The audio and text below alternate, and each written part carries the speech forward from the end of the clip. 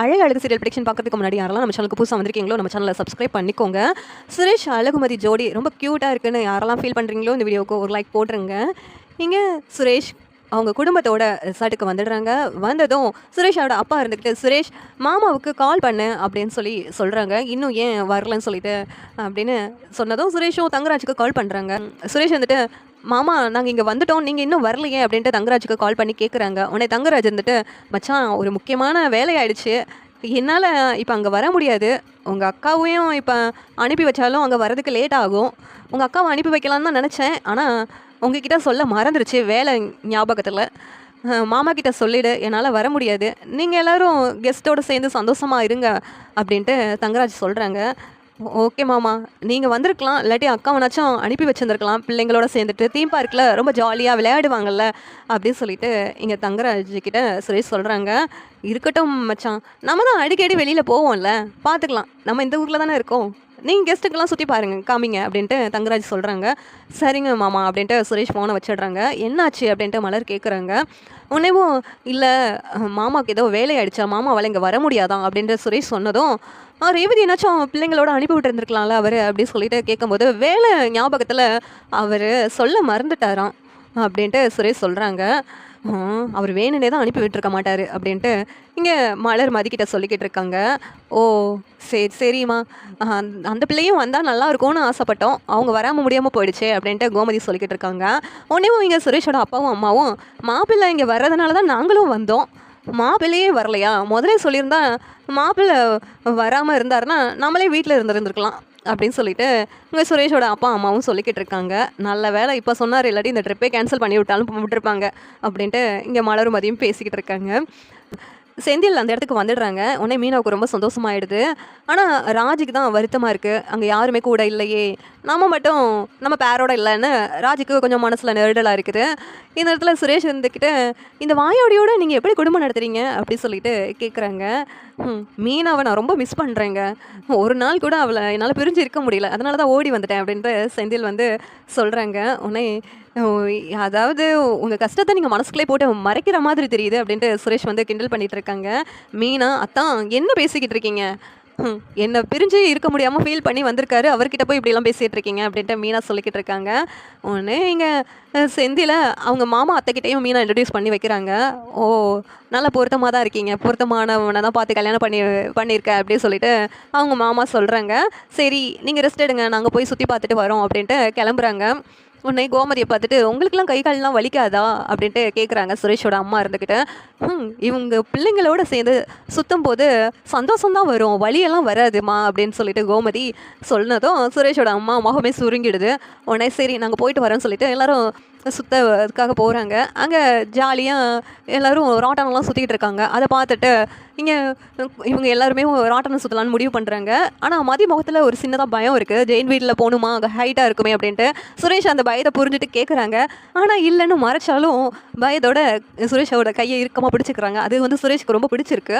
இடத்துல கீழே இறங்கிடுறாங்க. அதுக்கடுத்து இங்கே சுரேஷ் என்னாச்சு, பயம் போயிடுச்சா அப்படின்ட்டு கேட்குறாங்க. மதி இருந்துட்டு இப்போ பரவாயில்ல அப்படின்னு சொல்லிட்டு சொல்கிறாங்க. உடனே இங்கே சுரேஷ்க்கு உள்ளுக்குள்ளே ரொம்ப சந்தோஷமாக இருக்குது. இங்கே செந்தில் ரொம்ப பயப்படுறாங்க அந்த ஜெயின் வீலில் போகிறதுக்கு. மீனா ரொம்ப தைரியமாக இருக்காங்க, பாக்யராஜும் பயப்படுறாங்க, மலர் போல்டாக இருக்காங்க. ஒவ்வொருத்தவங்களும் இங்கே லேடிஸ்லாம் ரொம்ப ஸ்ட்ராங்காக இருக்காங்க, ஜென்ஸ் வீக்காக இருக்காங்க. ஆனால் மதி விஷயத்தில் மதி தான் ரொம்ப பயப்படுறாங்க. சுரேஷ் வந்து அவங்கள தாங்கி பிடிக்கிறது கேசந்தோஷமாக இருக்குது. கீழே இறங்கினோடனே தலையெல்லாம் சுற்றுதே அப்படின்னு சொல்லிட்டு இங்கே சுரேஷ் மேலே வந்து மதி சாஞ்சிடுறாங்க. இப்போ ஓகேவா அப்படின்ட்டு கேட்குறாங்க. பரவாயில்ல இப்போ அப்படின்னு சொல்லிட்டு மதி சொல்லிக்கிட்டு இருக்காங்க.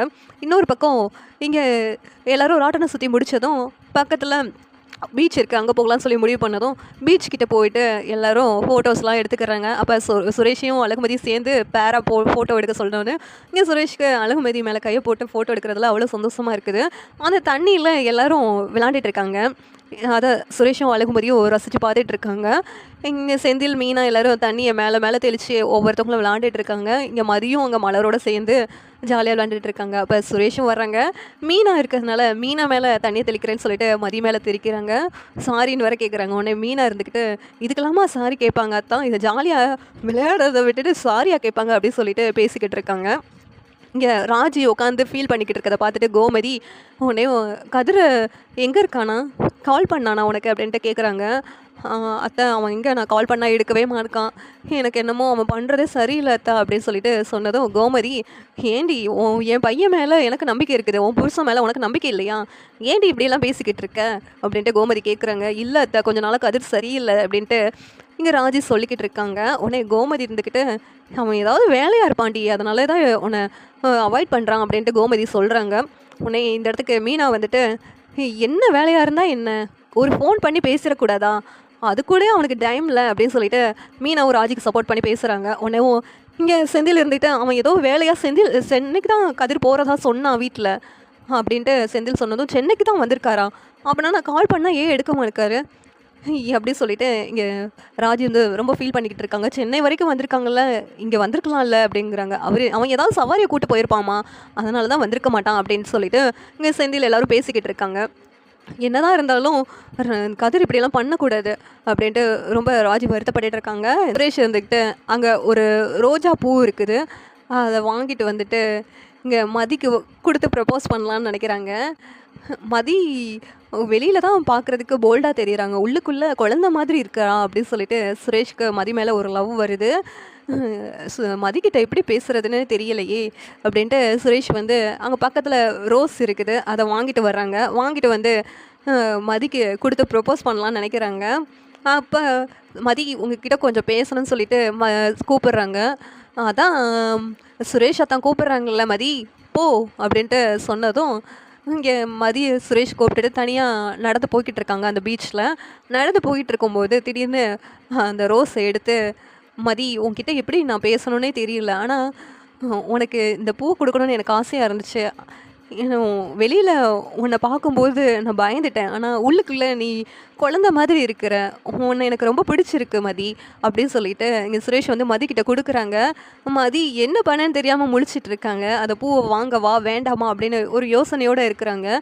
சுரேஷ் வந்துட்டு, உனக்கு என் மேலே அந்த ஆசை வந்துச்சான்னு எனக்கு தெரியல, ஆனால் எனக்கு என்னமோ உன்னை பிடிச்சிருக்கு, உனக்கு என்னை பிடிக்கிறதுக்கு கொஞ்சம் டைம் எடுத்தால் கூட பரவாயில்ல, நான் காத்துக்கிட்டு இருப்பேன் அப்படின்னு சொல்லிட்டு இங்கே சுரேஷ் வந்து மதிக்கிட்ட சொன்னதும், மதி எனக்கு நீங்கள் முன்னாடி பிடிக்காதவங்களாக தான் இருந்தீங்க, ஆனால் இந்த வீட்டில் நீங்கள் பேசுகிறது பழகிறதெல்லாம் எனக்கு பிடிச்சிருக்கு, ஆனால் அதுக்காக உங்களை அப்படியே ஏற்றுக்கணும்னு நீங்கள் நினைக்காதீங்க, எனக்கு கொஞ்சம் டைம் கொடுங்க நான் மாறுறதுக்கு அப்படின்னு சொல்லிட்டு, அப்படி ஏதாவது மாற்றம் வந்து உங்களை நான் ஹஸ்பண்டாக ஏற்றுக்கணும்னு என் மனசு தோணுச்சுன்னா அப்போ நான் உங்ககிட்ட சொல்கிறேன் அப்படின்ட்டு மதி சொல்கிறாங்க. சுரேஷ் இருந்துட்டு, இதுக்கு இன்னும் காத்துக்கிட்டு இருக்கணுமா அப்படின்ட்டு யோசிச்சுட்டு இருக்காங்க. சரி இந்த ரோஸை வாங்கிட மாட்டியா, ஒரு ஃப்ரெண்டானாச்சும் என்னை ஏற்றுக்க மாட்டியா அப்படின்ட்டு ரோஸை கொடுக்குறாங்க. உடனே மதி வாங்கிடுறாங்க. இந்த சீரியல் எப்படி இருந்தால் நல்லாயிருக்கும் நீங்கள் நினைக்கிறீங்கன்னு கமெண்ட் பண்ணுங்கள். இதோட பிடிச்சிருந்தா லைக் பண்ணுங்கள், ஷேர் பண்ணுங்கள், சப்ஸ்கிரைப் பண்ணுங்கள். தேங்க்யூ.